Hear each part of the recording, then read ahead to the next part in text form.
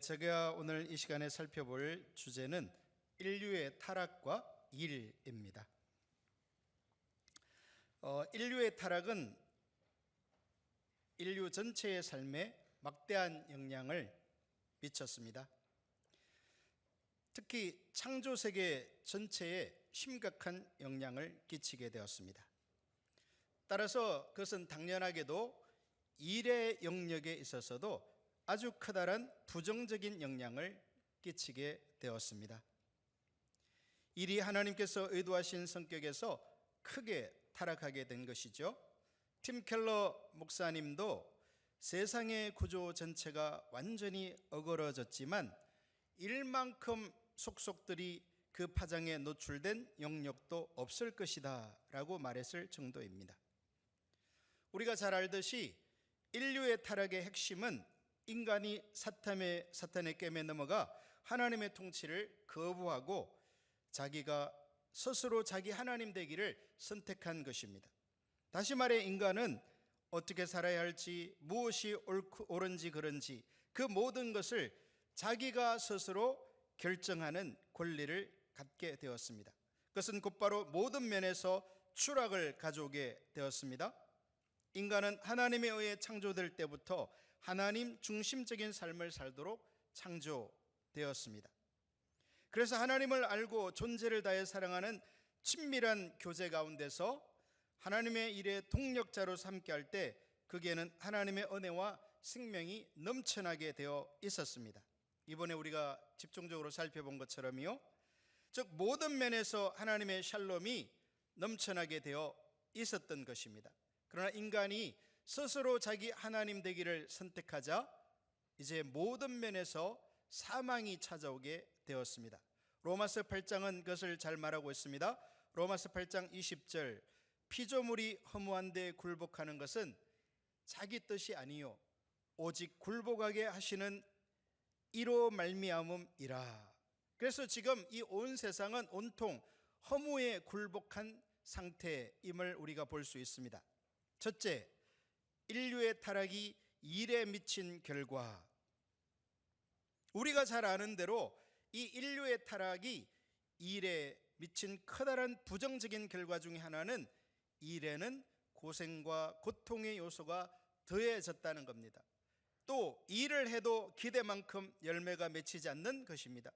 우리는 그것을 인간이 타락한 후 그들에게 하신 하나님의 말씀을 보아도 잘 알게 됩니다. 창세기 3장 16절에서 19절인데요. 한번 같이 읽어보겠습니다. 또 여자에게 이르시되 내가 내게 임신하는 고통을 크게 더하리니 내가 수고하고 자식을 낳을 것이며 너는 남편을 원하고 남편은 너를 다스릴 것이니라 하시고 아담에게 이르시되 내가 내 아내의 말을 듣고 내가 내게 먹지 말란 나무의 열매를 먹었은즉 땅은 너로 말미암아 저주를 받고 너는 내 평생에 수고하여야 그 소산을 먹으리라. 땅이 내게 가시덤불과 엉겅퀴를 낼 것이라.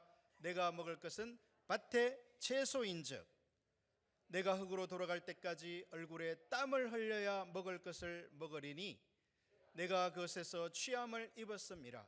너는 흙이니 흙으로 돌아갈 것이니라 하시니라. 아멘. 여기 보면 인간의 타락의 결과로 우리의 일에서 열매를 맺지 못하는 예는 우리 주변에서도 수없이 보게 됩니다. 그것은 아주 다양한 형태로 나타나게 되는데요, 우리가 아무리 열심히 일해도 먹기 살기조차 힘든 경우가 적지 않습니다. 우리의 일에서 절망감을 느끼는 경우도 너무나 많습니다. 우리에게 주어진 일이 자신의 독특한 동기와 은사와 기질에 전혀 맞지 않는 경우도 허다합니다. 오늘날 이러한 절망감은 단순히 기성세대인 어른뿐만 아니라 젊은 세대들도 아주 많이 경험하고 있다는 사실입니다. 하나님의 백성들 가운데서도 이를 인류의 타락의 결과로 인한 저주로 보는 견해가 적지 않은데 아마 그 주된 이유 중에 하나는 일이 힘들고 많은 경우 일을 해도 내가 기대한 만큼의 열매를 맺지 못하는 데에서 기인한다 볼 수 있습니다. 또한 인류는 타락 이후로 주변 자연 환경을 남용하고 헤쳐왔습니다. 그리고 그 결과는 날로 더 심각해지고 있다는 것이죠. 인간의 타락의 결과로 일이 원하는 열매를 충분히 맺지 못할 때에도 우리 기독교인들은 지금 살펴보는 것처럼 일의 성격을 올바로 이해하고 일에 대한 올바른 성경적 관점을 가지게 되면 일을 신실하게 기쁨으로 할 수 있게 될 것입니다. 할렐루야. 특히 새하늘과 새 땅을 바라보면서 소망 가운데 최선을 다해 일할 수 있는 것입니다. 자, 그러면 오늘 주제인 인류의 타락이 일에 끼친 부정적 주된 결과 두 가지를 살펴보면 다음과 같습니다. 첫째, 일이 탐욕의 수단으로 전락한 것. 두 번째, 일 자체가 우상이 되어버린 것, 즉 일이 곧 자기 자신을 정의하는 것으로 타락해 버린 것입니다.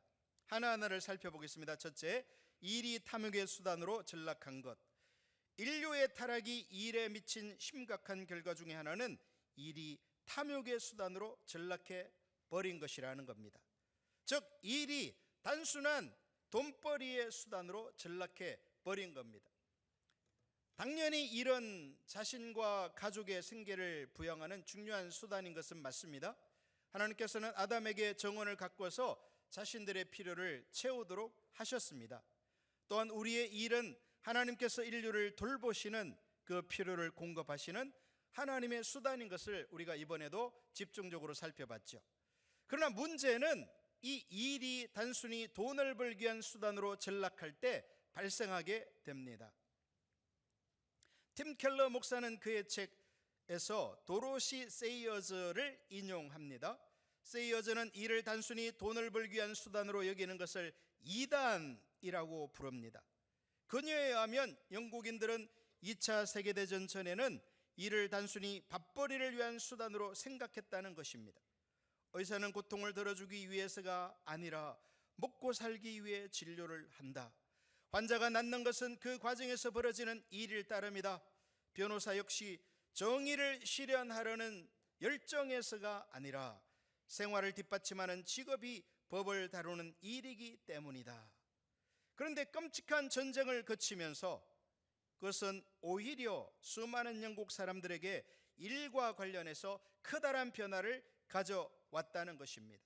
그들이 군에 들어가 복무하면서 일에서 신선하고도 놀라운 만족감을 누리게 된 것입니다. 사람들이 군대에서 자주 행복과 만족감을 느끼는 이유는 자신들이 돈을 벌기 위해서가 아니라 그것은 비참한 일이며 그 일이 되어지도록 무엇인가를 하고 있는 자신을 발견했기 때문입니다. 그들에게 찾아온 변화를 세이어즈는 이렇게 묘사합니다. 나는 하나님의 창조적 에너지와 하나님의 형상으로 지음받은 인간에 관한 교리와 매우 밀접하게 연관되어 있는 일에 관한 기독교 교리가 있다 믿는다. 오늘날은 일을 경제적 유익을 위한 고용과 동일시하는 경향이 있다. 나는 그것이 본질적인 이단이라고 주장한다. 일이 사회를 섬기는 창조적 에너지의 표현이 아니라 오로지 돈과 여가를 얻기 위해서 하는 어떤 것이 되어버렸다. 바로 그것이 잘못된 것이다. 두 번째, 일 자체가 우상이 된 것. 인류의 타락이 일에 미친 또 하나의 심각한 결과는 일 자체가 우상이 되어버렸다는 겁니다.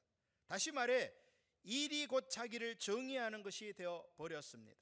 타락의 결과 사람들은 일과 일이 가져다주는 이익들을 삶의 의미와 정체성의 바탕으로 삼게 되었습니다. 이 점을 올바로 이해하기 위해서 우상에 대해 간단히 살펴보는 것이 필요할 것입니다. 성경은 우상에게 절하지 말라고 강력하게 경고하고 있습니다. 우상에게 절한다는 말은 그것을 사랑하고 섬기고 예배하는 것을 의미합니다. 그래서 우상은 우리가 참 하나님보다 더 의미를 두고 사랑하고 섬기고 예배하는 것을 말한다고 할 수 있습니다. 십계명을 더 간략하게 요약하면, 나아가 기독교 신앙을 단 두 가지로 요약하면 그것은 우리의 존재를 다해서 하나님을 사랑하는 것과 우리 이웃을 자신과 같이 사랑하라는 것일 것입니다. 그런데 우상은 이 우리의 삶에서 하나님을 대체해버리고 대신하는 것입니다. 그래서 그의 우상 숭배는 하나님만이 주실 수 있는 통치권, 안정과 평안, 인생의 의미와 목적과 만족, 존재감, 아름다움을 하나님이 아닌 다른 것에서 찾는 것을 말하게 됩니다. 에스겔서 14장 3절에서는 우상은 근본적으로 우리 마음에 있다 이렇게 말하고 있습니다. 사람의 마음이 성공, 사랑, 재물의 소유, 가정 등 좋은 것을 궁극적인 것으로 하나님을 대신해서 탈바꿈 시켜버리면 그것이 바로 우상이라는 것입니다. 우리의 마음은 그런 것들을 신격화해 삶의 중심에 두기가 쉽습니다. 그것만 얻으면 존재감과 든든함과 안전과 삶의 만족과 기쁨을 누릴 수 있다 생각하기 때문입니다. 즉 그것들이 자기를 자기되게 하는 것이라고 믿는 것이죠. 예를 들어 성경에 하면 돈이 우상이 될 수 있고 탐심이 우상 숭배라고 말합니다. 골로새서 3장 5절, 그러므로 땅에 있는 지체를 죽이라, 곧 엄난과 부정과 사욕과 악한 정욕과 탐심이니 탐심은 곧 우상 숭배니라. 할렐루야. 마틴 루터도 이 우상의 영향력을 잘 파악하고 있는데요, 루터는 단 한 분 하나님만이 주실 수 있는 것을 피조물 가운데 있는 그 무엇인가가 혹은 누군가가 제공할 수 있다고 믿고 바라는 행위를 우상 숭배라고 정의했습니다. 아주 정확하게 정의한 것입니다. 그래서 그는 안 믿는 사람들도 각자 자신들의 삶을 뒷받침해 준다고 믿는 어떤 이데올로기나 능력을 신뢰하는데 그것이 그들의 신이라고 주장했습니다. 인간은 하나님을 주인으로 삼거나 아니면 다른 무엇에게 그 자리를 내주거나 둘 중에 하나라는 사실을 우리는 이미 경험적으로 잘 알고 있습니다. 누구에게나 소위 구원을 구하는 대상, 즉 그들의 신이 있는 것입니다. 팀 켈러는 이러한 우상의 주요한 특징을 몇 가지로 언급하고 있는데요, 첫째, 우상은 대단히 강력한 침투력을 가지고 있다. 사도 바울은 아덴에 우상이 가득한 것을 보고 분노하게 됩니다. 사도행전 17장 16절이죠. 시작. 바울이 아덴에서 그들을 기다리다가 그 성에 우상이 가득한 것을 보고 마음에 격분하여. 우리가 우상과 우상 숭배에 대해 올바로 이해하게 될 때 오늘날 우리가 사는 이 세상에도, 우리가 사는 도시에도, 심지어는 교회 안에서까지 얼마나 많은 종류의 우상이 가득한지를 볼 수 있게 되는 것입니다. 바울이 분노했던 그 당시의 아덴의 상태와 오늘날 우리가 사는 이 세상은 크게 다르지 않습니다. 두 번째, 팀 켈러 목사님에 의하면 우상은 침투력이 강할 뿐 아니라 파괴력 또한 아주 강력하다라는 것입니다. 여러분은 왜 10계명이 우상 숭배를 금지하는 것으로 시작한다고 생각하십니까? 루터는 첫 번째 계명을 잘 지키면 나머지 계명들을 어길 일이 없을 것이기 때문이라고 말하고 있습니다. 우상 숭배의 형태는 실로 다양합니다. 우상 숭배의 핵심을 팀 켈러는 이렇게 표현합니다. 예를 들어 업무상 거래를 하면서 조금만 속임수를 쓰면 한 점 숨김이 없이 투명하게 상대할 때보다 훨씬 유리하겠다는 판단이 들었다고 칩시다. 그래서 협상 테이블에 앉아 거짓말을 하거나 불편한 진실을 애매한 말로 가린다면 그것은 하나님께 순종하거나 마주한 이웃의 유익을 앞세우기보다는 스스로 성공하는 걸 더 중요하게 여기기 때문이다. 그러므로 거짓말하는 죄의 밑바닥에는 우상 숭배라는 더 교묘하고 근원적인 악이 깔려있는 법이다. 올바르지 않은 일, 모른징한 행동, 부정직한 말, 깨트려버린 약속, 자기중심적인 태도 등은 어김없이 그 마음속 깊은 데 자리 잡은 이 우상 숭배의 확신에서 비롯된다. 하나님의 사랑보다 더 결정적으로 삶의 행복과 의미를 좌우하는 요소가 따로 있을 것이라는 믿음 때문이다 라고 말하고 있습니다. 이번에 이제 미국의 대통령이 된 트럼프가 지난번 대통령이 됐다가 이제 바이든이 되고 이번에 다시 재선에 성공했잖아요. 이제 사실은 그 트럼프가 당선되기 전에 미국과 우리나라의 모든 언론 거의 99%가 트럼프가 대통령 되기는 어려울 것이다, 이렇게 방송을 했죠. 근데 이 사람이 압도적인 이 수치로 이번에 당선이 됐잖아요. 그래서 제가 이렇게 트럼프의 그 전기를 한번 읽어봤어요. 이 사람이 도대체 어떤 사람이길래 우리나라에서는 이제 일단 트럼프 그러면 굉장히 뭐 괴짜나 좀 말을 함부로 하는 이런 사람으로 많이 알려져 있죠. 또 그런 면도 없지 않아 있고요. 근데 이제 제가 이 사람의 그 전기를 읽어보니까요, 정말 이렇게 아주 놀라운 그런 면이 있더라고요. 근데 그 중에 하나가 뭐냐면, 이 사람이 25살 때 비즈니스를 시작하는데, 그 25살, 여러분 우리 주변에서 25살 청년들을 보면 얼마나 이렇게 어리게 보입니까? 근데 트럼프는요, 그때 비즈니스를 해가지고 무려 600만 달러의 이익을 남겨요. 600만 달러면 뭐 거의 한, 요즘 환율 많이 올랐으니까 한 얼마인 거예요? 계산도 잘 안 되네요. 뭐 1000억인가요? 100억인가? 하여튼 어마어마한 이익을 25살짜리로 치고는 이렇게 남기는데, 정확하게 오늘 여기서 이렇게 지적하는 그 부분을 이 트럼프가 사용했던 것 같아요. 그게 뭐냐면, 이 트럼프가 그 뉴욕이 그 당시 이제 트럼프가 첫 비즈니스를 할 때 슬럼화가 막 진행이 된 거예요. 그래서 원래는 이렇게 부유한 사람들이 뉴욕 할렘과 이런 중심지에 살다가 점점 슬럼화가 진행되면서 사람들이 다 뉴욕을 버리고 다 떠나버리는 거예요, 외부로. 그래서 이 뉴욕시가 재정이 굉장히 악화되는 그러한 위기에 처해 있었어요. 그런데 트럼프는 그렇게 빈민화되어지는 지역을 보면서, 야, 저기가 교통도 좋고 일하기도 아주 좋은 이 회사가 아주 가까이 있는 그런 지역인데 여기를 잘만 개발하면 되겠다라는 생각을 해가지고요, 다 이렇게 아주 오래된 낡은 빌딩을 구입해가지고요, 아버지가 이제 부동산을 하시는 분이어서 도움을 받았죠.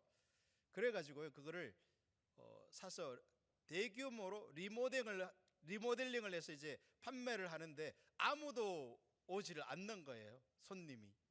즉 리모델링한 집을 사려고 안 오는 겁니다.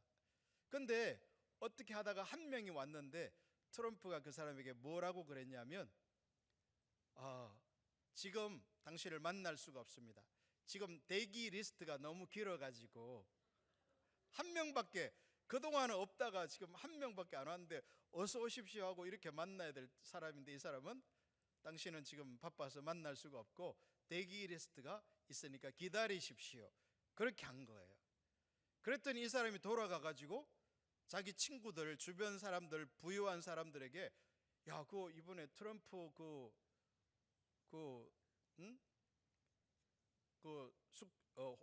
아파트 거기 대기자가 엄청 많대. 그게 함부로 살 수가 없어. 그렇게 소문을 낸 거예요. 그랬더니 사람들이 너도 나도 그냥 몰려들어서 그것을 성공적으로 600만 달러라는 어마어마한 부를 남기고 분양을 끝냈다, 그 얘기가 나오거든요.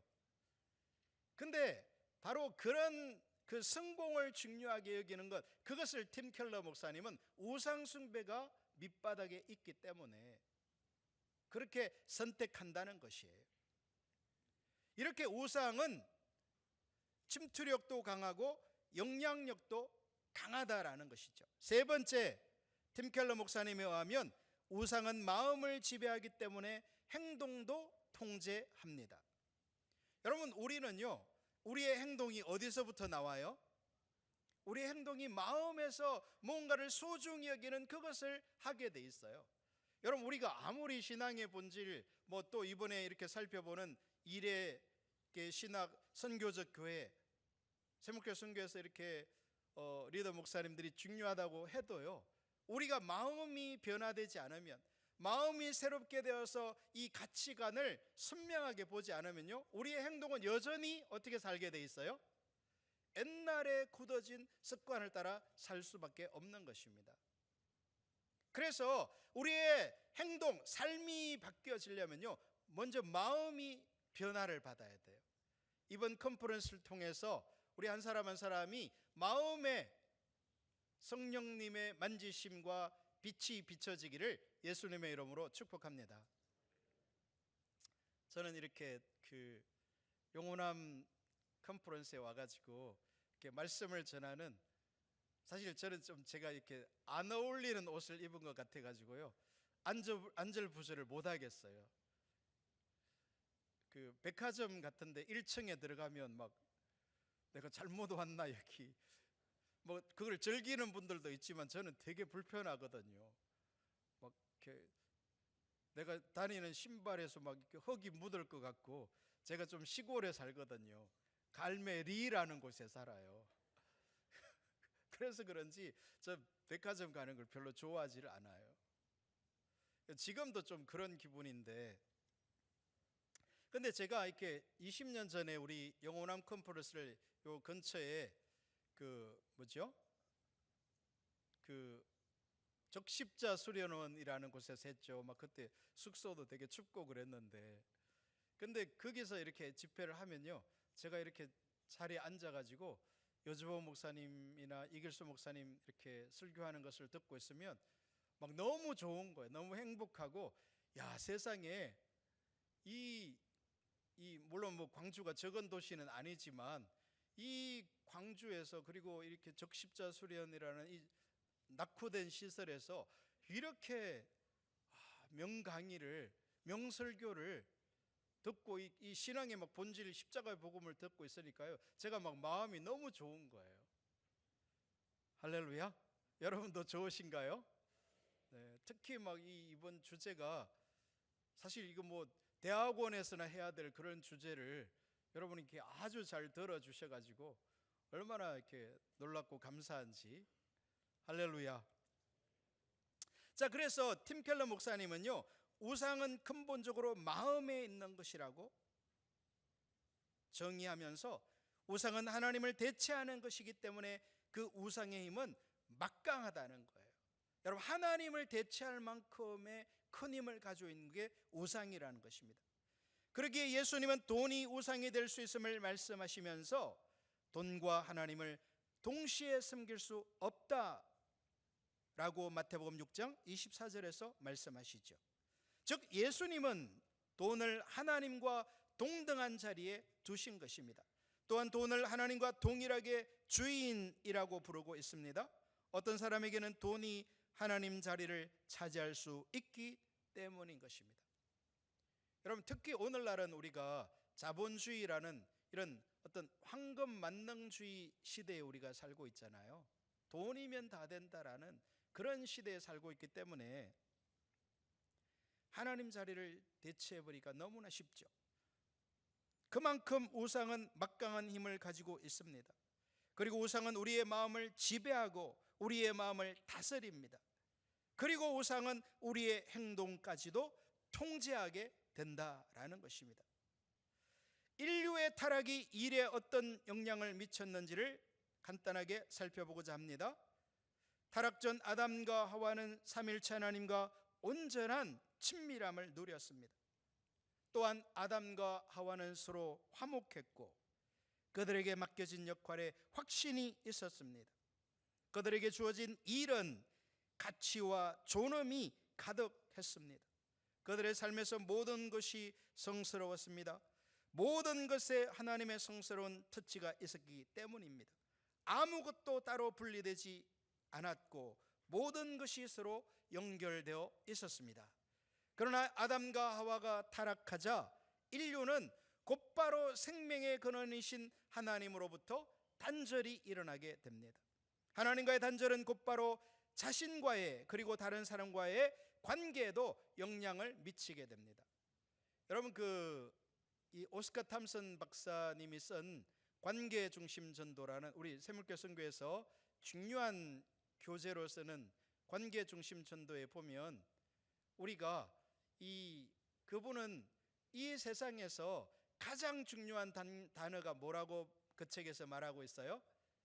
관계라고 묘사하면서 왜 관계가 이 세상에서 가장 중요한 단어냐? 왜냐하면 사람들이 가장 행복하게 느낄 때는 관계가 해결됐을 때라는 거예요.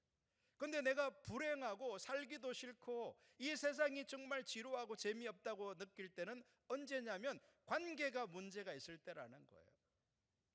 생각해 보면 맞는 말이죠.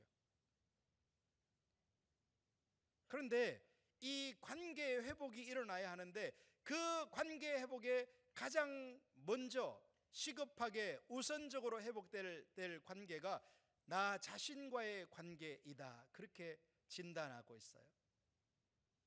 여러분, 사람들이요 정말 많은 경우에 자신과의 관계에 불화를 경험하고 있어요. 그래서 자기가 뭔가 좀 어떤 일이 잘 되어지고 뭐가 이렇게 잘할 수 있는 것 같으면요 금방 우월감에 빠져버려요.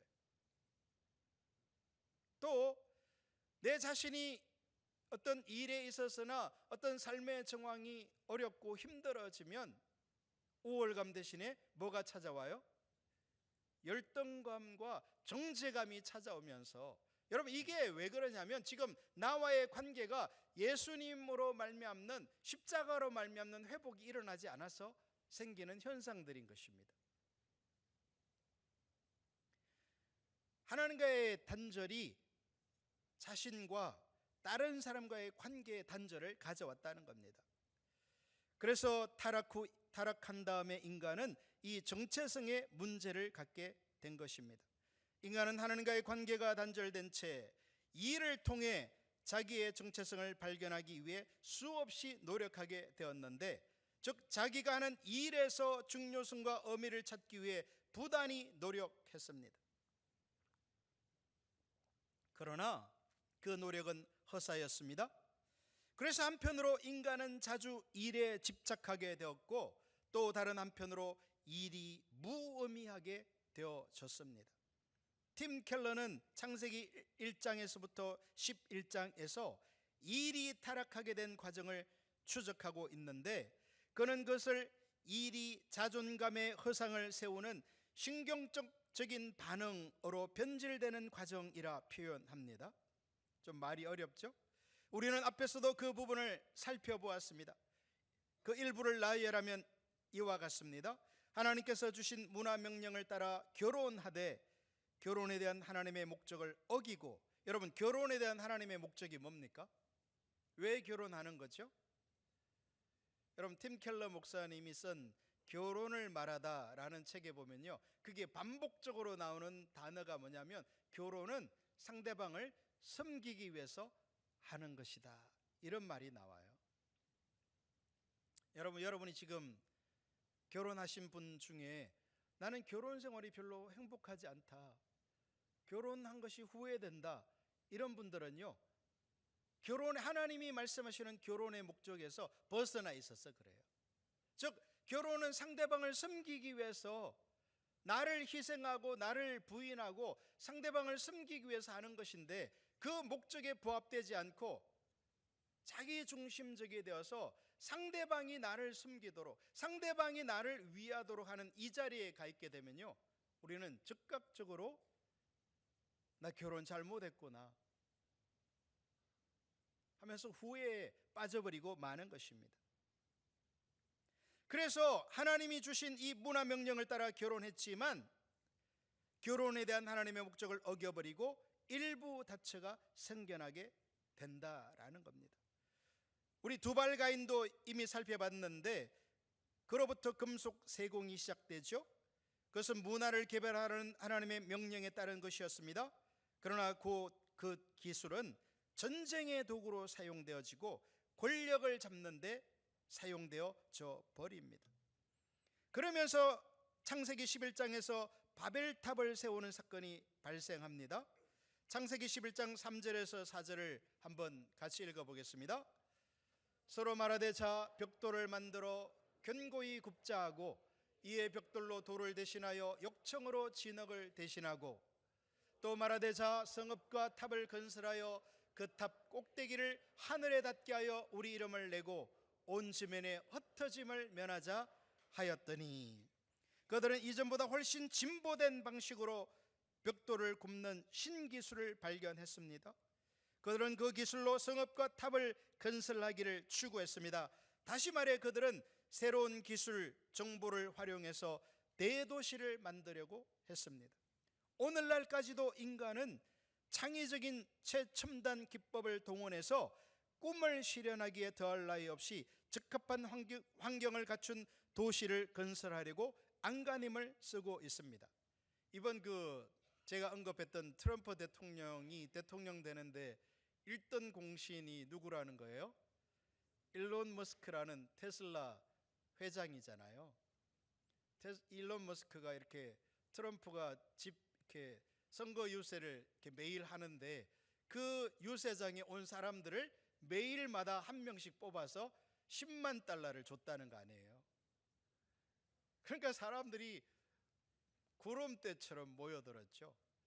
그래서 트럼프가 대통령이 당선되고 일론 머스크를 이렇게 단상으로 불러 올려가지고 이 미국을 구원한 위대한 천재가 자기를 돕기 위해서 10만 달러씩 줘서 그런지 몰라도 하여튼 천재라고 축혀 세우면서 내가 이 사람을 앞으로 중용할 것이다 이렇게 선언했잖아요. 근데 이 일론 머스크가 테슬라의 최고 경영자일 뿐만 아니라 지금 화성에다 뭐 하고 있어요? 화성에다가 사람이 살 수 있는 도시를 건설하겠다고 지금 계획을 세우고 있잖아요. 그리고 그 계획 중에 하나로서 스페이스 X라는 회사를 만들어 가지고 그 전에는 이 미국 우주선을 누가 쏘아 올렸어요? 미국에서 나사라는, 여러분 잘 아시네요. 미국 항공우주국이라는 국가기관에서 수천억을 들여서 이렇게 우주선을 쏘아 올렸단 말이에요. 우주로. 근데 그 비용이 너무 많이 드니까 미국 정부조차도 그거를 자주 쏘아 올릴 수가 없었는데 일론 머스크는 생각하기를 이거를 일회용으로 한 번 쏘고 그냥 버리고 다시는 안 돌아오니까 이렇게 하지 말고 이 우주선을 재활용하자. 즉 그래서 우주로 다시 쏘았다가 다시 그 자리로 돌아오게 하면 될 거 아니냐. 문제는 기술이죠. 근데 그 기술을 고안해 가지고요, 지금 다 아시다시피 이 스페이스 X라는 회사에서 우주선을 쏘아 올리고 그게 다시 돌아오고 있잖아요. 그러면서 또 이 지구 바깥에다가 전부 뭐를 만들었어요? 스타링크라는 이 속도가 빠른 인터넷망을 다 만들어 놨잖아요. 우리가 이렇게 상상도 하기 힘든 일을요, 이 사람이 이렇게 진짜 천재는 천재인가 봐요. 그리고 화성에다가 도시를 건설하겠다 지금 추진하고 있잖아요. 그러니까 여기서도 지금 말하는 것처럼 창의적인 최첨단 기법을 동원해서 인간이 살 수 있는 적합한 환경을 갖춘 도시를 건설하려고 안간힘을 쓰고 있다는 겁니다. 그것을 이 지구에서뿐만 아니라 다른 별에다가 그 일을 하겠다는 것이죠. 자, 이것은 하나님께서 주신 문화명령을 실현하는 좋은 일입니다. 문제는 그 일을 추진하는 배후에 숨겨져 있던 의도입니다. 물론 일론 머스크는요, 제가 알기로 일론 머스크라는 사람이 한 1년 전에 예수님을 영접했어요. 그래서 인터넷에 이렇게 일론 머스크 예수님 영접 치면요, 공개적으로 자기가 예수님을 믿겠다고 선언하는 게 나와요. 근데 이 사람이요, 그렇게 1년 전에 예수님을 믿었으면 그 전에는 안 믿은 거잖아요. 근데 그 10년 전에 인터뷰한 내용을 보면요, 뭐라고 이렇게 이 사람이 인터뷰를 하냐면, 나는 돈 버는 일에는 관심이 없다. 돈 엄청 벌었거든요. 세계 최고 부자가 누구예요? 제가 말하는 그 사람이에요. 일론 머스크. 이 사람이 1위가 됐습니다 지금. 근데 자기는 돈 버는 일에 관심 없다는 거예요. 자기는 10년 전에도 오직 목표가 뭐냐면 어떻게 하면 인류에게 더 공헌하고 기여하고 더 나은 발전으로 이끌 수 있을까? 그것만 생각한다는 거예요.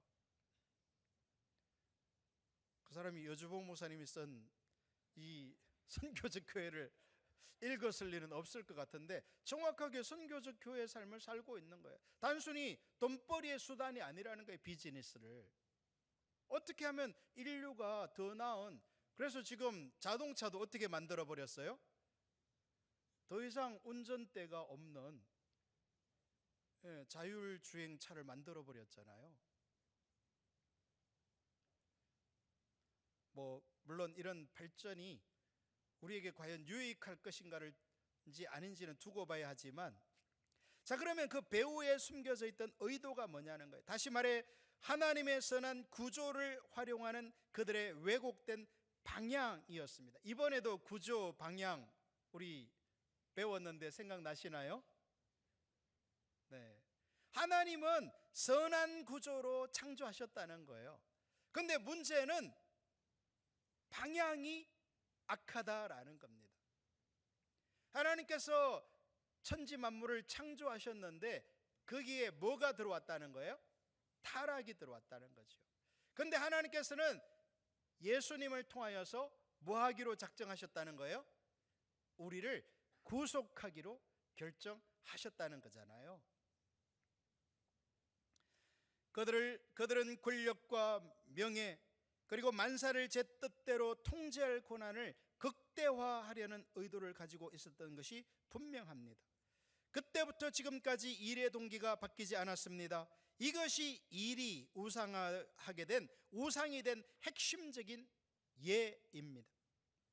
성경에서 이름을 낸다라는 말은 정체성을 확립한다라는 말입니다.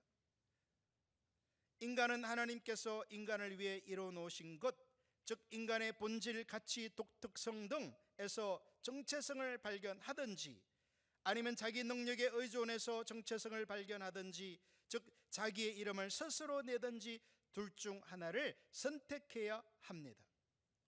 여러분, 인간은 예외 없이요 하나님 안에서의 정체성을 깨닫고 발견하든지 아니면 자기의 그 이름을 스스로 내는, 즉 자기 능력을 의존하든지 해서 정체성을 발견할 수밖에 없다는 거예요. 그런데 바벨탑을 쌓았던 사람들은 자기들의 노력을 통해 자신들의 정체성을 발견하려고 발버둥 쳤던 것입니다. 그게 바벨탑이라는 것입니다. 팀 켈러는 바벨탑 사건과 관련한 구약학자 데렉 키드너의 말을 인용합니다. 이 기사의 구성 요소들은 시간을 초월해 세상 사조의 특성을 투영하고 있다. 늘 그랬던 것처럼 이 프로젝트 역시 거대하다. 인간들은 궁극적인 업적을 이루기라도 한 것처럼 서로 떠들어댄다.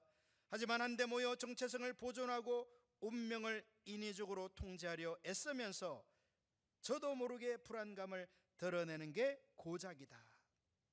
즉 바벨 사람들은 두 가지 방식으로 자신들의 일에서 정체성을 얻으려 했던 것 같습니다. 첫째, 그들은 일에다 하나님보다 나아지겠다는 영적 가치를 두고 있었습니다.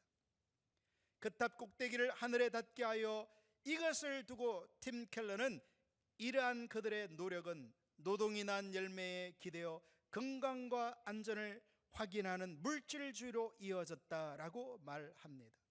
하나님만이 주실 수 있는 것을 노동의 열매에서 찾는 것이죠. 그것이 바로 물질주의입니다. 두 번째, 거대한 집단을 이뤄서 이름을 얻으려고, 즉 정체성을 찾으려고 의도했습니다. 온 지면의 흩어짐을 면하자. 그들은 도시의 크기와 축축한 부를 바탕으로 힘과 안정성을 찾으려 했던 것 같습니다. 일에다 하나님보다 나아지겠다는 영적 가치를 두는 것은 개인적 재능과 성취라는 우상에서 정체성을 찾는 것이며, 거대한 집단을 이뤄 이름을 얻으려고 하는 것은 집단의 규모를 정체성의 발판으로 삼는 것입니다. 이 두 가지에서 우월의식과 제국주의, 식민주의를 비롯해 온갖 형태의 인종주의가 생겨나게 됩니다. 하나님은 당연히 우상숭배적인 그들의 시도를 심판하십니다. 그리고 그들을 흩어버리십니다. 짓다가 중단한 건물이나 도시처럼 볼품없고 쓸모없는 것은 없죠. 그것이 바로 우상을 섬기는 인간의 죄의 결과입니다. 그래서 팀 켈러는 말합니다. 바벨탑은 자신을 넘어 창조주 안에 토대를 두지 않는 한 집단적인 노력으로 무엇을 만들든 제대로 작동되지 않는다는 사실을 통렬하게 보여주는 사례다. 그분의 울타리 밖에 세워진 사회는 실망을 안겨줄 수밖에 없는 대상을 우상으로 삼게 마련이다. 가족과 자신에서부터 국가적인 자부심과 부를 쌓아가는 과정에 이르기까지 하나님이 아닌 것들에 이름을 부여하는 최종선 또는 최고선으로 받아들이게 된다는 뜻이다. 데렉 키든의 표현을 빌리자면 반점 짓다 무너져버린 도시 바벨은 인간의 그런 속성을 보여주는 더할 나위 없이 적확한 기념비다. 일이 우상이 되어버린 타락한 모습은 오늘날 기독교인들의 삶에서도 다양한 형태로 나타나고 있습니다. 어떤 성도들은 불신자들과 똑같이 정체성을 찾기 위해 일에 집착하지만 거기서는 진정한 의미를 찾지 못하고 그저 성공의 쳇바퀴를 따라 무작정 달려가는 삶을 살고 있습니다. 어떤 형태는 그 우상숭배가 쉽게 드러납니다. 기독교인들도 자신의 일에서 혹은 그 일이 가져다 준다고 느끼는 가치에서 자신의 정체성을 찾으려고 하기 쉽습니다. 그렇게 되면 일이 자신을 이웃과 구별해서 사람들 앞에 부각시키고 자신이 특별한 존재임을 과시하는 방편으로 전락하게 됩니다. 또한 일이 권력과 안전을 보장하는 수단이 됩니다. 그것은 제 힘으로 삶을 좌지우지하려는 시도에 불과한 것입니다. 그러한 사람들은 심지어 기독교인들도 세상적인 지위와 직장 그리고 연봉이 마치 자신의 정체성을 드러내는 것처럼 우월감을 가지고 행동합니다. 반대로 세상적인 지위와 직장과 연봉이 상대적으로 낮은 사람들은 열등감에 빠진다는 것입니다. 이 둘 다 심각한 형태의 우상 숭배입니다. 거기다가 오늘날 전 세계적으로 팽배한 소비주의의 영향까지 겹쳐 자기가 타는 차, 자기가 입는 옷, 손에 든 명품 백, 심지어 자기가 속해 있는 교회의 외적인 규모가 자신의 정체성을 드러내는 것처럼 생각하고 행동하는 기독교인들이 적지 않다는 것입니다. 그것은 정말 웃지 못할 심각한 우상 숭배의 모습인 것입니다. 그러나 때로는 일이 우상이 된 더 교모한 형태도 있는 것입니다. 우리가 분별력을 가지고 이해하지 못하면 그것이 뭐가 문제냐는 식으로 그 심각성을 전혀 보지 못할 수도 있습니다. 팀 켈러는 그 좋은 예를 들고 있는데 22살 된 청년 앤드류는 직장을 나와 빈털터리로 지냅니다. 창고에서 상자를 나르는 일을 계속하다가는 평생 그 모양 그 꼴, 기껏해야 푼돈이나 벌고 남들이 다 피하는 일을 하고 친구들 사이에서 괜찮은 놈이란 평판을 잃어버리고 나중에는 여자친구까지도 놓칠지 모르는 삶을 살게 될 것 같아 두려웠기 때문입니다. 그는 야구를 하고 싶었습니다. 그것은 한두 해 된 꿈이 아니었습니다. 야구를 잘해 특기생으로 대학에 들어가기만 하면 삶이 술술 잘 풀려나갈 것 같았습니다. 어떤 사람은 이러한 삶이 뭐가 문제냐고 반문할 수도 있습니다. 그럼 계속 창고에서 상자를 나르는 일을 하고 있어야 한다는 말입니까? 아닙니다. 보다 나은 삶의 질을 위해 열심히 노력하고 준비하는 것은 잘못된 삶이 아닙니다. 문제는 그가 그러한 행동을 한 배후에 있는 가치라는 것입니다. 그것은 우상숭배의 가치관입니다. 우상을 발판으로 소망을 품으면 사람들은 늘 속삭입니다. 이러저러한 것만 손에 넣으면 만사가 자리가 잡힐 거야. 그때쯤에는 정말 값진 인생을 살 수 있어. 앤드류는 야구가 그리고 야구가 가져다 줄 안락한 삶과 사람들의 평판이 오직 하나님만이 그에게 줄 수 있는 것을 가져다 줄 것이라고 믿었던 것입니다. 그것은 철저하게 타락한 우상숭배입니다. 그런데 그러한 우상숭배적 가치관이 오늘날 젊은이들을 포함해 많은 기독교인들의 삶 속에 매우 팽배해 있다는 것입니다. 우상숭배는 마음을 지배하는 힘이 있으므로 행동 또한 통제하는 것을 우리가 살펴보았습니다. 그런데 우상은 여기에서 멈추지 않는다라는 겁니다. 그 영향력을 팀 켈러는 간단하게 이렇게 말합니다. 무언가가 구원이 된다면 어떻게 해서든지 붙잡아야 한다. 여기엔 타협의 여지가 없다. 그걸 빼앗길 것만 같은 환경이 되면 주체할 수 없을 만큼 겁이 나서 옴짝달싹하지 못한다. 무엇인가 또는 누군가가 낚아채 가기라도 하면 깊은 절망감에 사로잡힌 채 분노와 괴로움에 몸부림친다. 그래서 우리는 주변에서 사람들에게 그토록 인기를 누리던 연예인들이 자살하고 자신의 명예를 소중히 여기면서 살아왔는데 그것이 더럽혀지고 자신의 신념이 무너지는 상황이 닥치니까 그 절망감을 이기지 못하고 목숨을 끊는 유명 정치가들을 쉽게 보는 이유가 여기 있습니다. 그 모든 것들은 다 우상 숭배의 결과들이라는 것입니다. 팀 켈러에 의하면 마틴 루터는 우상 숭배의 핵심을 정확하게 행함으로 말미암는 의에서 찾았습니다. 루터는 우상을 세우는 마음가짐과 제 공로로 구원을 얻으려 애쓰는 자세가 본질적으로 동일한 것을 깨달았습니다.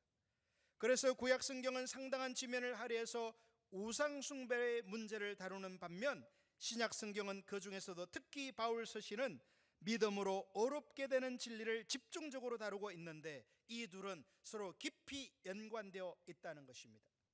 루터는 하나님이 그리스도를 통해 우리에게 있는 그대로 받아들여 주신다는 진리를 믿지 못하고 스스로 합리화하거나 어려움을 입증하려 한다면 우상 숭배의 죄를 범하는 것이라 주장합니다. 종교인들은 윤리적 특성이나 예배 행위, 사역 등에서 사랑과 은혜와 선을 구하는 반면 세상 사람들은 권력을 손에 넣거나 큰 인기를 얻는 데서 그것을 찾으려 한다는 것입니다. 그러나 어느 쪽이든 그것이 기본적으로 내면에서 벌어지는 일들이라는 점에서는 차이가 없고 그것은 저마다의 방식으로 거짓 신에게 마음을 주고 있는 것입니다. 위에서 언급한 연예인이나 정치가들의 경우도 그들이 살 수 있는 참된 길은 오직 믿음으로 말미암는 의를 의지해서 하나님의 사랑을 받아들이고 그 안에서 자신의 정체성을 발견하는 것뿐인 것입니다. 할렐루야. 우리 제가 섬기는 등대교회가 작년 가을부터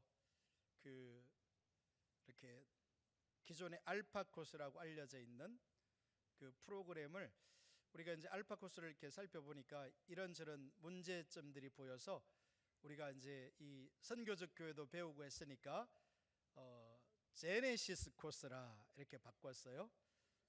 네, 제네시스 창조라는 말이잖아요. 뭐 알파 코스에 제네시스 코스에 참여하면 제네시스 한 대씩 주는 게 아니고 하나님의 창조의 그 모습으로 회복시키고자 하는 그런 의도를 가지고 했는데 사실 이게 우리가 이제 그동안 이런 걸 한 번도 안 해봤기 때문에 그 교회에서 이런 프로그램을 진행하는 게 쉬운 일이 아니었어요. 그래서 이제 두렵고 떨림으로 이걸 오픈했는데 소위 말해서 대박을 친 거예요. 왜냐하면 약 40명의 사람들이 거기에 참석하게 된 겁니다. 이제 알파 코스를 모르는 사람은 뭐 40명이 참석했다 그래도 그런가 보다 이러는데 그걸 한 번이라도 해본 목회자들은 그게 얼마나 놀라운 일인지 알게 되죠. 근데 우리는 이제 그거를 7주 과정으로 했고요. 이제 성탄절 전에 끝났습니다. 그 7주가. 그리고 이제 그 후속 조치로 이제 거기에 참석했던 완전히 이 불신자들, 한 번도 교회에 안 가보신 분들, 예수님이라는 말을 한 번도 들어보지 않은 분들이 이제 예수님을 영접하고 등록을 하고 있어요. 40명 다 뭐 이제 기존에 또 우리 성도님들도 있었고 그래서 다 등록을 했으면 좋았겠지만 그건 아니고 이렇게 한 분, 두 분 이렇게 등록하고 있는데 지난 송구영신 예배 때는 그 송구영신 예배 사상 처음으로 4분의 등록자가 있었어요. 할렐루야. 네, 너무 또 배만 아파하지 마시고요. 아니 뭐 송구영신 예배 사람들이 교회에 등록하나? 네, 그런 일도 있더라고요. 근데 문제는 제가 그 한 분 한 분을 이렇게 이제 뭐 제가 이렇게 직접 접촉하는 것은 아니어서 이렇게 보고를 들으면서 야, 정말 이분들을 섬겨내는 것이 정말 이렇게 우리의 그 역량으로는 불가능한 분들이구나, 그게 보이더라고요. 그래서 막 이런 완전히 어떤 교회와 전혀 상관없는 이런 불신자들을 이렇게 만나게 되면서 정말 이렇게 믿음으로 말미암는 의, 예수 그리스도로 말미암는 의가 이들에게 얼마나 필요한 것인지, 정말 이들 한 분 한 분이 예수님이 아니면 완전히 소망이 없는 것이 너무 보이는 거예요. 그리고 이 복음의 능력이 교회 가운데 강력하게 역사하지 않으면 도저히 한 명도 섬겨낼 수 없겠다라는 생각이 들더라고요. 어떤 뭐 인간적인 차원으로 이렇게 좀 잘해준다고 될 수 있는 그런 차원이 전혀 아니에요. 그래서 제가 더 막 경각심을 갖게 되는 거예요. 뭐 교회에 몇 사람이 더 더해졌느냐, 이게 문제가 아니라 정말 지금 우리가 살펴보고 있는 이 인류의 타락으로 말미암는 일이 우상숭배적인 영역으로 전락한 것처럼 루트는 그것이 믿음으로 말미암는 의로서만 인류에게 소망이 있는 건데 사람들이 그걸 보지 못한다는 거예요. 그래서 마치 자기 스스로의 어떤 행함으로 말미암는 의의 자리에 빠져버리는 그 동일한 현상이 일 가운데 나타나게 된다라는 것입니다.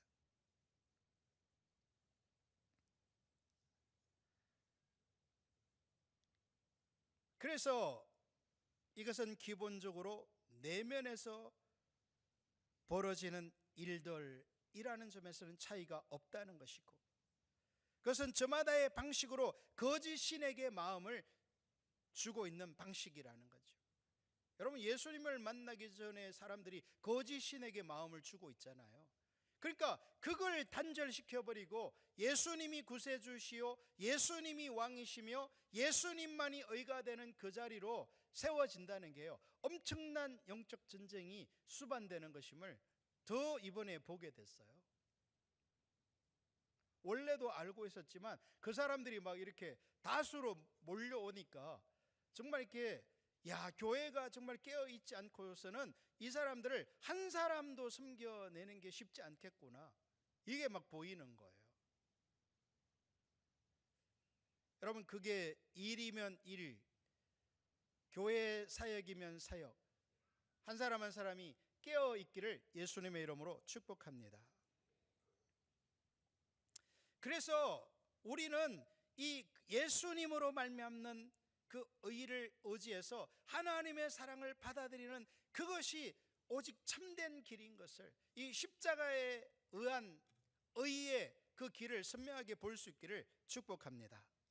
자, 큰 두 번째, 그러면 이 인류의 타락으로 말미암는 일의 그 미친 결과들을 살펴보았다면, 이번에는 일이 타락하면 나타나는 열매들에 대해서 간단하게 살펴보고자 합니다. 인류의 타락이 일에 어떤 부정적인 영향을 미쳤는지를 살펴봤는데, 일의 고생과 고통의 요소가 더해지고 일을 해도 기대하는 열매가 없는 것은 기본적인 것입니다.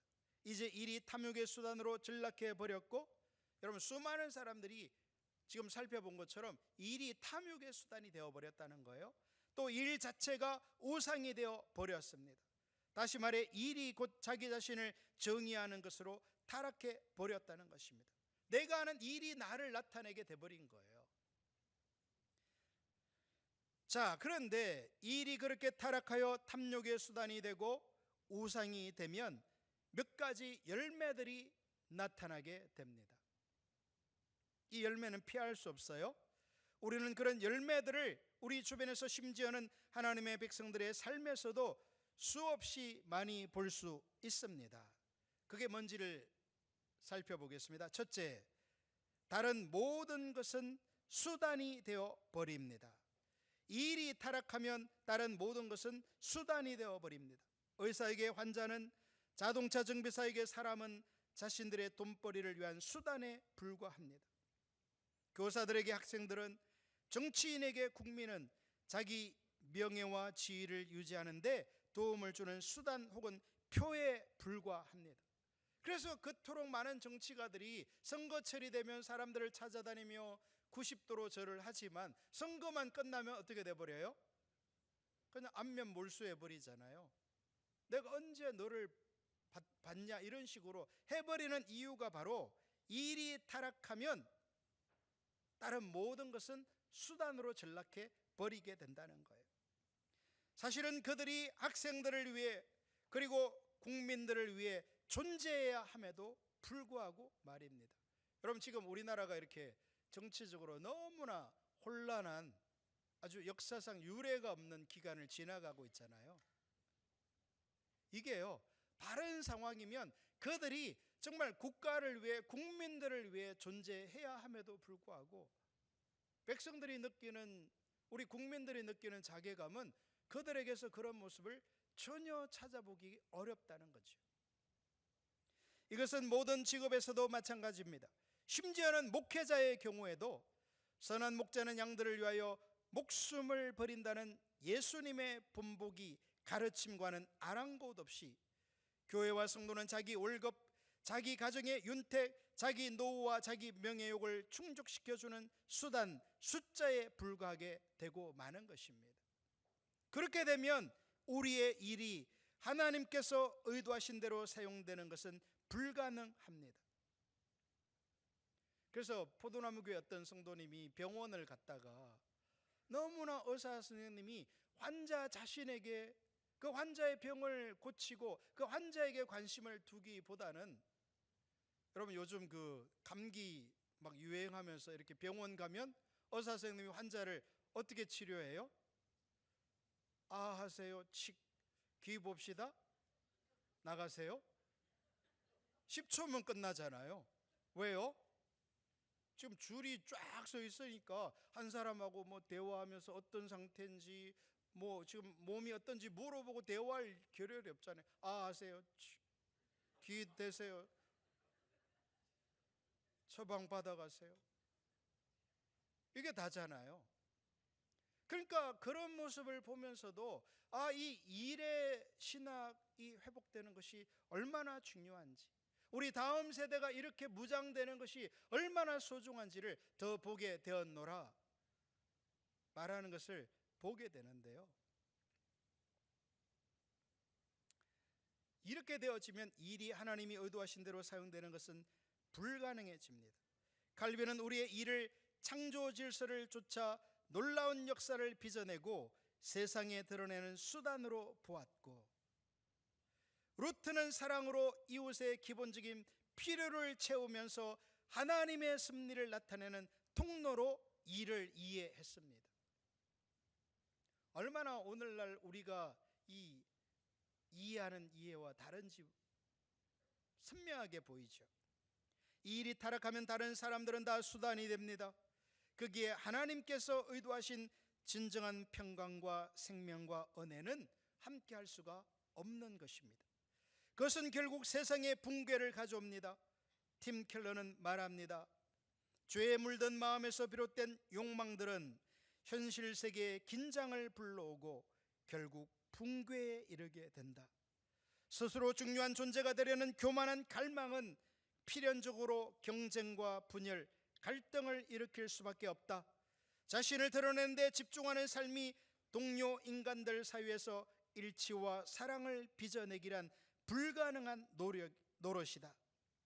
여러분, 그 밴쿠버 김서구 선교사님이 간증하는 거 들어보니까 이분이 그 중소기업에서 이렇게 악기를 만들어내는 회사에 있었다는 거잖아요. 근데 우리나라의 중소 이 회사에서 악기를 만들어낸 회사가 한두 군데가 아니거든요.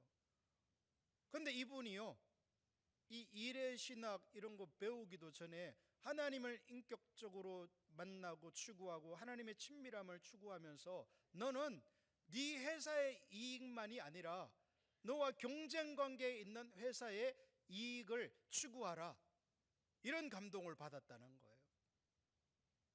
그래가지고 자기가 다니는, 조금만 이렇게 하면 자기 회사가 다 독점할 수 있는 그런 상황인데, 그것을 자기 회사만 이렇게 돈을 벌는데 쓰는 게 아니라 그 경쟁자 회사에게 일감을 몰아줘 가지고 함께 성장하도록 추구했다, 그런 얘기를 하는 걸 제가 들었거든요.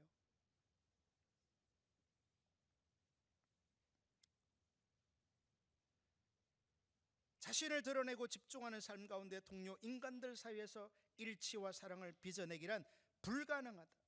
그런 마음가짐은 스스로 숭배의 대상이 되든지 집단을 우상으로 삼든지 둘 중 하나를 선택해야 하는 비참한 지경으로 몰아간다.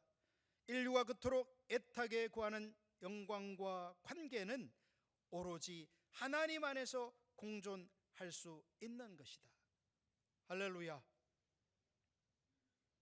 이렇게 일이 우상이 될 때 그것은 이를 포함하여 인간의 행동에 막강한 영향을 미치기 때문에 올바른 자세로 일을 하는 것도 가능하지가 않습니다. 예를 들어 위안과 쾌락의 우상은 충실하고 생산적인 직장 생활을 할 만큼 열심히 일하는 것을 거의 불가능하게 만듭니다.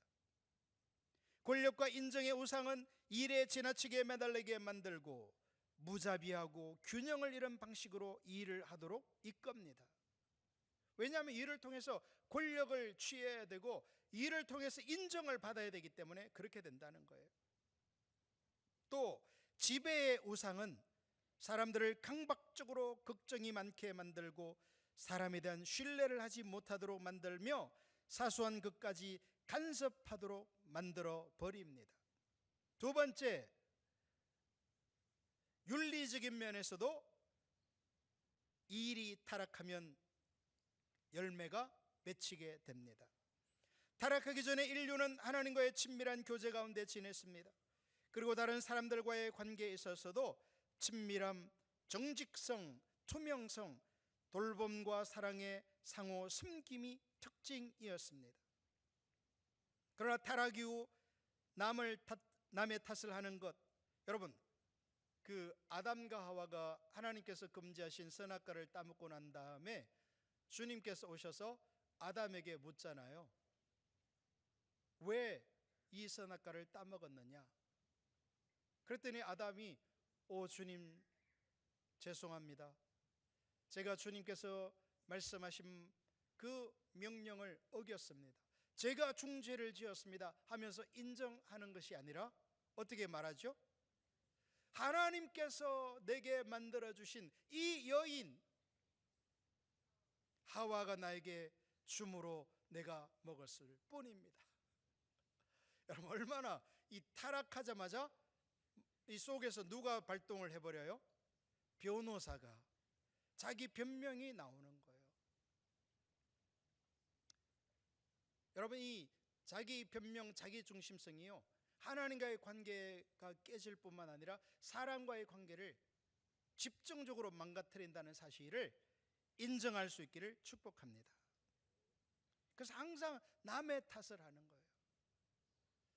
학교 다닐 때는 선생님 탓, 친구 탓, 부모님 탓, 교회에서는 저렇게 아멘 크게 하는 성도님 탓, 아멘 소리 안 하는 성도님 탓, 저 손 들고 찬양하는 성도님 탓, 춤추는 사람 탓, 졸고 있는 사람 탓 등등, 이 탓하기를 좋아하죠. 속임, 부정직, 이기심, 권력투쟁과 스트레스가 지배하게 되었습니다. 그것은 우리의 일에 대해서도 크다란 영향을 미쳤습니다. 이 일이 타락하면 탐욕의 수단으로 전락하게 되는데 그 결과 당연히 윤리적인 면에서도 타협이 일어납니다. 여러분, 일에서 어떤 윤리적 타협이 일어나죠? 우리나라의 경우에도 과거 고춧가루 가격이 비싸면 상인들은 어떻게 해요? 이윤을 많이 남기기 위해서 그 고춧가루에다가 톱밥을 섞어가지고 나한테 돈만 많이 벌면 된다라는. 여러분, 중국에서는 막 그 골판지로 뭐를 만들었어요? 만두를 만들어 가지고 골판지 만두라는 말이 유행하기도 했잖아요. 이게 뭡니까? 윤리적인 타협이 일어나 버리는 거예요. 일의 우상 숭배에서. 이게 남 얘기만 아닙니다. 최근 작년인가도 그런 일이 일어났죠. 대기업 건설사들이 시공비를 아끼려 하다 보니까, 보다 많은 이윤을 추구하다 보니까 어떻게 했어요? 아파트 공사에 넣어야 될 철근을 다 빼버리는 순살 아파트를 만들고.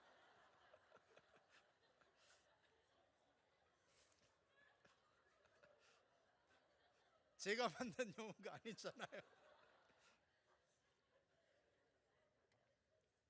여러분, 그런 아파트에 사는 사람은 얼마나 불안하겠어요. 이 근처에서도 막 그 좋은 현대건설인가 좋은 그 최고 1등급 아파트에서도 막 그런 사건이 일어났죠. 그게 바로 윤리적으로 타협해 버린다는 거예요. 남들에게 피해가 가든 말든 거기서 내가 이윤만 많이 취하면 된다라는 그런 잘못된 함정에 빠져버린다는 거죠. 이런 예들은 오늘날 이 어떤 경제적 영역뿐만 아니라 정치적 영역에서도, 사회에서도, 정부, 학교, 법률, 문화 등 모든 분야에서 우리 주변에 셀 수 없을 정도로 많이 나타나고 있다라는 것입니다. 제가 이렇게 이런 그 얘기를 하다 보니까요, 그 한 30년 전에 현대 그 그룹의 회장이었던 정주영 회장님이, 우리나라는 기업들은 인류 기업들인데 그렇게 세워져 가는데 정치는 삼류보다 못한 사류다, 이렇게 말한 적이 있거든요. 여러분, 그로부터 지금 20-30년이 흘렀는데, 그러면 이제 사류 정치가 발전해서 삼류라도 되었느냐?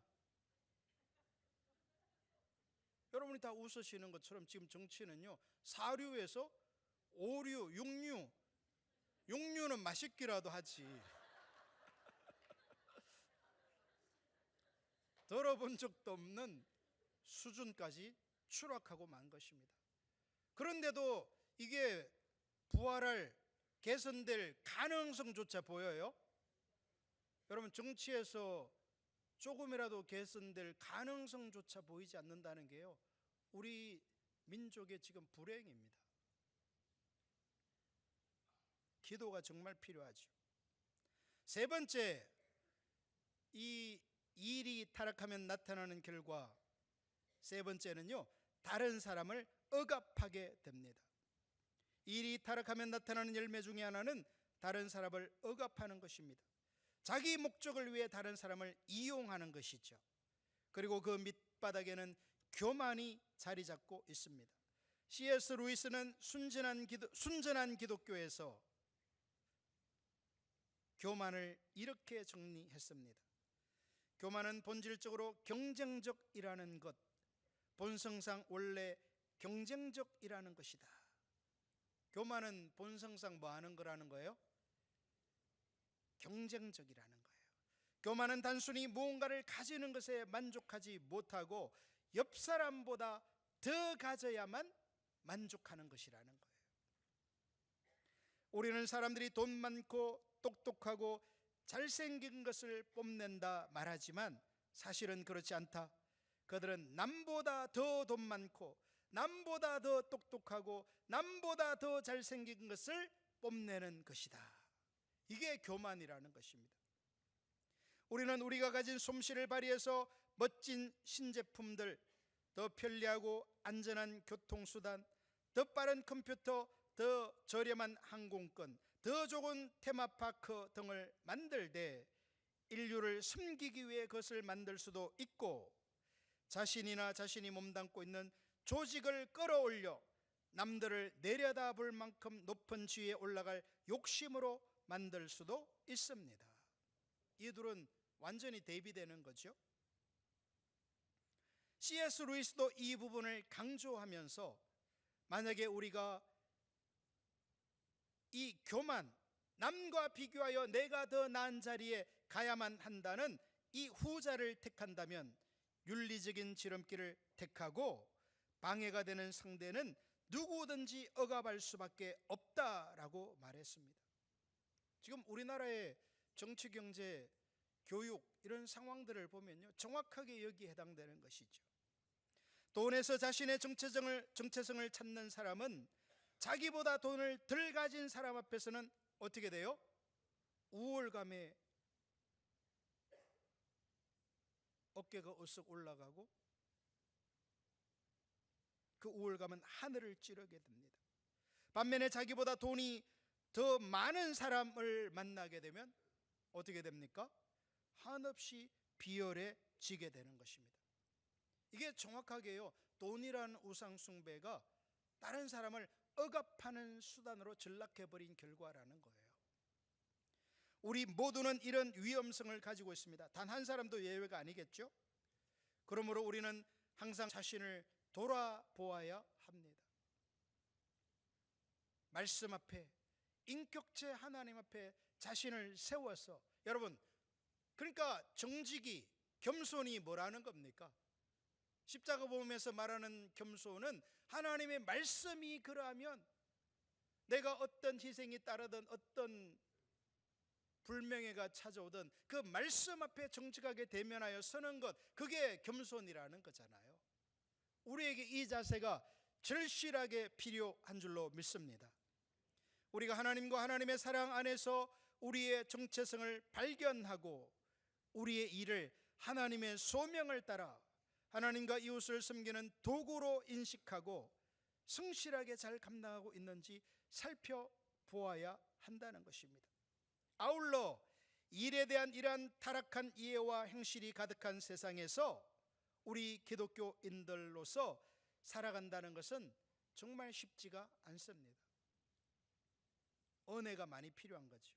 그러니까 우리는요, 두 가지 영역에서 은혜가 필요해요.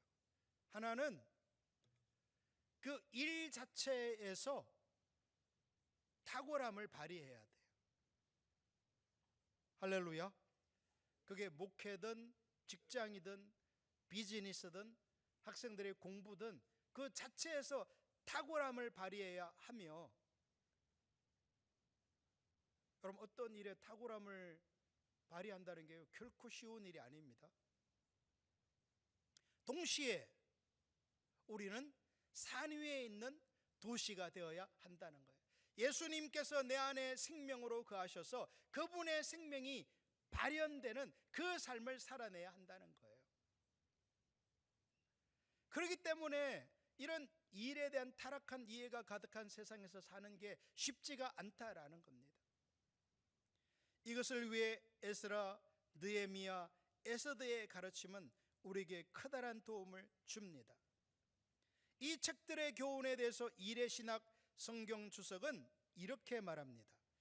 에스라, 느헤미야, 에스더서는 하나님의 사람이 환영받지 못하는 직장에서 일하는 것이 어떤 모습인지 묘사한다. 여러분, 오늘날 기독교인들이 직장에서 환영받아요? 일반적으로 환영받지 못해요? 환영받지 못하는, 그래서 다 직장에서 자기가 기독교인인 걸 감추어 버리잖아요. 너무나 환영받지 못하니까. 이 책들은 건축부터 정치에 이르기까지 다양한 직종에서 하나님의 가치와 계획에 대한 노골적인 적대감이 존재하는 환경에 맞서 일하는 하나님의 사람을 묘사한다. 그러나 그 과정에서 이들은 하나님을 믿지 않는 최고 권력자에게 예상치 못한 도움을 받는다. 하나님의 능력은 하나님의 백성을 위해 예상치 못한 장소에서 나타나는 것처럼 보이지만 여전히 하나님의 백성은 극도로 힘든 상황과 결정에 직면하고 이럴 때마다 이들이 항상 합의에 이르는 건 아니다. 팀 켈러도 일과 영성에서 학자이자 작가인 레이 바키의 독특한 주장을 참조해서 이 점을 지적합니다.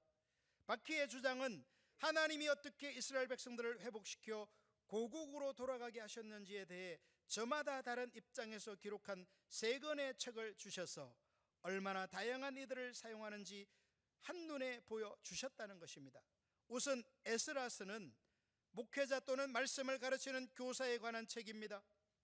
유대인들은 성경을 익혀서 하나님이 주신 메시지를 토대로 삶의 틀을 다시 잡아야 했습니다. 여러분, 우리가 이번 이렇게 신년마다 이런 컨퍼런스를 통해서 말씀에 기초한 가치관으로 전환이 계속 일어나기를 축복합니다. 삶의 틀을 다시 잡아가야 한다는 거예요.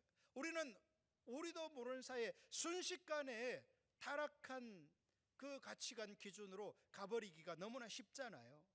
두 번째로 느헤미야서를 통해서는 탁월한 관리 능력을 발휘해서 예루살렘 성벽을 재건하고, 여러분, 이 예레미야가 그 아닥사스다 왕의 허가를 받아서 이 이스라엘로 예루살렘 성을 재건하러 왔을 때 상황이 어땠어요? 쉬웠나요? 만약에 이 느헤미야가 모든 이스라엘 백성들이 다 협력하고 주변에 아무런 방해가 없었다 해도요, 그 일 자체가 쉬운 일이 아니었어요. 왜냐하면 이 예루살렘 성의 파괴됨이 너무나 심각했고, 성경의 표현대로 말하면 원래는 여러분, 사람이 성 안에 사는 게 정상입니까? 성 밖에 사는 게 정상입니까? 성을 만든다는 것은 그 안에서 보호받고 그 안에 안전을 위해서 사는 거잖아요. 근데 예루살렘 성은요, 너무나 파괴되고 황폐임이 심해가지고 이스라엘 백성들이요, 성 밖에서 잠을 자고 살고 있어요. 왜냐하면 이게 너무나 파괴돼가지고 그 안에서는 짐승들이, 여우나 늑대들이 사는 곳이 되어버렸다는 거예요. 이 정도로 성이 파괴됐거든요. 그러면 아무리 왕의 칙령을 받아서 왔다 하더라도요, 이게 쉬운 일이 아니었어요. 근데 느헤미야가 맞닥뜨린 현실은 뭐였죠? 우리가 너무 잘 아는 것처럼 산발락과 도비아의 그 모함과 그들을 반대하는 수많은 무리들의 그 반대로 인해서요, 심지어는 성벽을 건축하면서 밤에 잠조차 잘 수 있었어요? 없었어요? 잘 수 없는, 낮에는 성벽을 건축하고 밤에는 보초를 서야 하는 그런 지경에 처해 있어요. 여러분, 우리가 이 세상에서 어떤 일하면서 하나님의 길을 따라간다는 게 쉽다고 생각하시면 안 돼요. 정말 어떻게 보면 현실적으로 도저히 불가능한데 하나님께서 길을 내신다. 할렐루야. 여러분, 하나님은 반드시 역사하십니다. 그래서 느헤미야서는 탁월한 관리 능력을 발휘하여서 이스라엘 백성들로 하여금 일부는 성을 건축하게 하고 일부는 적을 방비하게 하면서 계속해서 그 어려운 과제들을 수행해 나가면서 마침내 예루살렘 성벽이 완성되고야 마는 것입니다. 할렐루야. 이렇게 예루살렘 성벽을 재건하고 안정을 되찾아서 경제 활동과 시민 생활이 활발해지도록 이끌었던 도시 설계자요 개발 전문가의 이야기가 느헤미야서라는 것입니다. 여러분, 우리가 다양한 영역에서 일을 하면서 거기에 수많은 그 어려움들, 반대의 요소들, 우상숭배적인 요소들이 산적해 있음에도 불구하고 우리가 주님을 의지하면서, 그래서 이 일의 신학 또 이 선교적 교회는 그 토대가 뭐가 되어야 한다는 거예요? 십자가 복음이 반드시 토대가 되어야 한다라는 거예요. 그래서 주님과의 친밀한 관계 속에서 하나님의 행하심, 하나님의 인도하심, 하나님의 능력이 부어져야 되는 거예요. 할렐루야. 마지막으로 에스더서는 극심한 부정과 맞서는 시민 정부에서, 여러분 얼마나 지금 우리가 살고 있는 이 나라 사회, 정치, 사회, 경제, 문화에서 부정이 난무하고 있습니까? 그런데 에스더는 거기서 낙심하지 않고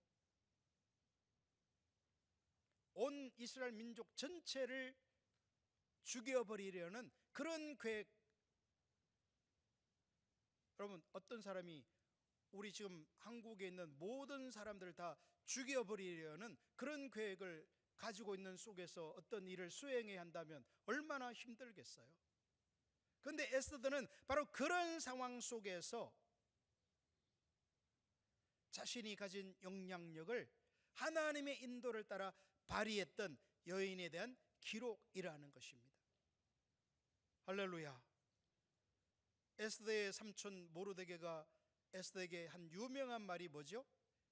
네가 왕후의 자리에 있는 것은 이때를 위함인지 누가 아느냐? 여러분 저와 여러분이 각 일의 영역에 있는 그 자리에서 이때를 위함이 아닌지 주님께 은혜를 구하고 삶의 문제를 주님의 은혜로 돌파하는, 하나님께서 역사하시는구나, 하나님께서 이끌어 주시는구나, 하나님께서 함께 하시는 지혜를, 능력을 부어 주시는구나 하는 것들을 이런 말씀을 통해서 깨닫고 그 일을 수행해 가야 한다라는 거예요. 할렐루야. 때로는 남성도 있고 여성도 있습니다. 때로는 어린아이들도, 여러분 우리가 다니엘서를 보면 다니엘이 그 다니엘서 1장에 등장할 때 10대 초반으로, 물론 거기 나이가 나오지 않습니다만은 등장하잖아요. 그런데 다니엘의 상황을 한번 생각해 보면요, 다니엘은 거기 지금 바벨론에 왜 가 있어요? 포로로 끌려갔어요. 여러분 어떤 사람이 나라가 전쟁에 지고 망해서 포로로 끌려갔다? 절대 쉬운 상황이 아니죠. 나라가 없어져 버린 거예요. 부모님, 형제, 자매가 어떻게 된지 전혀 알 길이 없어요.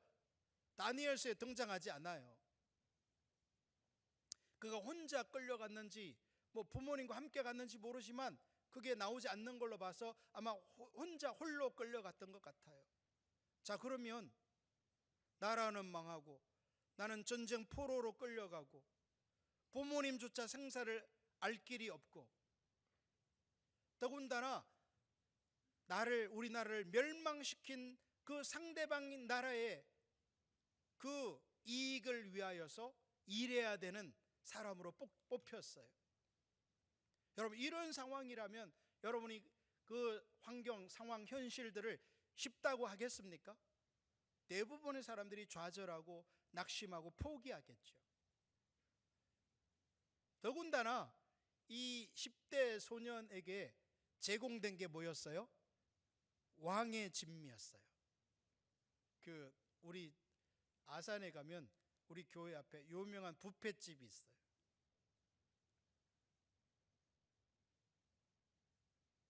그 뷔페를 아침, 점심, 저녁으로 제공되는 3년 티켓을 받은 겁니다. 여러분이 이 광주에도 뭐 부산에도 유명한 뷔페가 있을 거 아니에요. 거기 아침, 점심, 저녁으로 식사를 할 수 있는 특권이 주어졌다면 좋겠어요, 나쁘겠어요? 너무 신났겠죠. 더군다나 다니엘은 지금 포로로 끌려와서 자기의 노력으로 이 생계를 유지해야 되고 식사를 해결해야 한다면 가장 이 극빈자의 삶을 살 수밖에 없는 상황인데 특권이 주어진 거예요. 하루 이틀도 아니고 3년 동안. 그런데 다니엘은 하나님 때문에 그 3년 뷔페권을 어떻게 해버려요? 다 찢어버려요. 너무 현대적으로 해석했나요? 거부하잖아요. 나는 왕의 진미를 먹지 않고 오직 채소로만 식사를 하겠다. 여러분 10대 자녀에게 채소만 줘보세요. 먹나?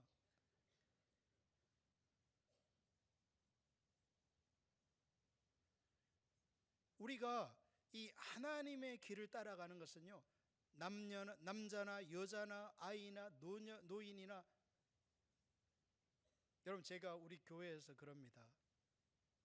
80된 우리 성도 여러분, 자신이 노인이라고 생각하지 마세요.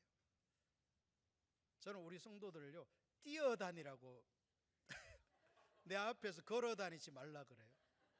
무조건 뛰어다니라고 그래.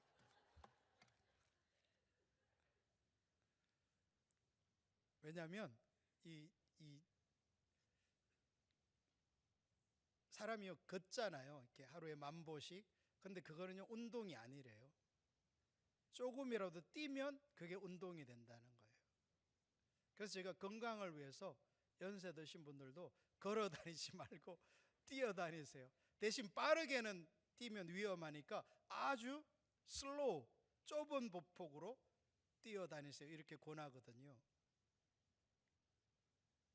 그래서 제가요, 이 연세 드신 분들에게 뭐라고 권고하냐면, 자기 나이에서 마이너스 20을 해야 그게 지금 현재 나이다 그래요.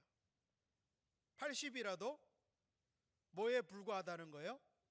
60에 불과하다는 거예요. 예전에 여러분 옛날에 지금 50대 이상 되신 분들 마을에서 환갑 맞이하는 사람 많았어요, 적었어요? 거의 없었어요. 그래서 마을에서 누가 환갑이 되면요, 온 마을 잔치가 됐던 거예요. 근데 지금 여러분, 지금 누가 환갑 잔치 해요? 그럼요, 엄청 촌스러워요. 제가 올해 환갑이거든요. 청년같이 생겼잖아요. Believe or not? 여러분, 제 마음은요, 제가 32살에 결혼하고 개척했는데 33살이에요. 그래서 제 앞에서 나이 든 채 하지 말라는 거예요. 다 젊게 다니고 뛰어다니고 지금 나이부터 마이너스 20 해가지고. 왜냐? 하나님께서 역사하시면 얼마든지 나이와 상관없이 하나님께서 창조적이고도 놀라운 일들을 행하신다는 거예요. 그러니까 교회에 어떤 섬기는 거나 부엌 섬기는 것도 70, 80이라고 목사님 열애시켜 주세요, 나한테서 그런 말 하지 말라는 거예요. 여러분, 제가 너무 강압적인가요? 여러분, 그래서 우리 동대교회에요, 이렇게 연세 드신 척하고 왔다가 금방 스타일이 바뀝니다. 왜냐하면 우리 성도들이 다 젊게 막 살고 뛰어다니니까, 아, 나도 60밖에 안 됐구나, 현실을 자각하고. 일반 성도도 있고 목회자도 있습니다.